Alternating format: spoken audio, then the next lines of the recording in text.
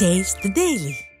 நாமக்கல் மாவட்டம் ராசிபுரம் அருகே அதிமுக மாவட்ட அம்மா பேரவை சார்பில் நடைபெற்ற தெருமுனை பிரச்சாரத்தில் முன்னாள் அமைச்சர்கள் தங்கமணி, சரோஜா ஆகியோர் பங்கேற்றனர். நாமகிரிப்பேட்டையில் மாவட்ட அம்மா பேரவை செயலாளர் சந்திரசேகரன் தலைமையில் நடைபெற்ற இப்பிரச்சாரத்தில் முன்னாள் அமைச்சர்கள் தங்கமணி மற்றும் சரோஜா ஆகியோர் பங்கேற்று அதிமுக அரசின் சாதனைகளையும் திமுக ஆட்சியின் அவலங்களையும் எடுத்துரைக்கும் பிரசுரங்களை பொதுமக்களுக்கு வழங்கி பிரச்சாரத்தில் ஈடுபட்டனர். நாமகிரிப்பேட்டை பேருந்து நிலையத்தில் தொடங்கிய பிரச்சாரமானது ஆத்தூர் சாலை, கடைவீதி, புதுப்பட்டி சாலைகள் வழியாக சுமார் 2 கிலோமீட்டர் தொலைவிற்கு நீண்டது. தொடர்ந்து அதிமுக பொதுச் செயலாளர் எடப்பாடி கே. பழனிசாமியின் பிறந்த நாளையொட்டி நாமகிரிப்பேட்டை மாரியம்மன் கோயிலில் சிறப்பு வழிபாடு நடத்தப்பட்டு பொதுமக்களுக்கு அன்னதானம் வழங்கப்பட்டது. இந்நிகழ்ச்சியில் நாமகிரிப்பேட்டை கழக செயலாளர் மணிகண்ணன் உள்ளிட்ட பலர் பங்கேற்றனர்.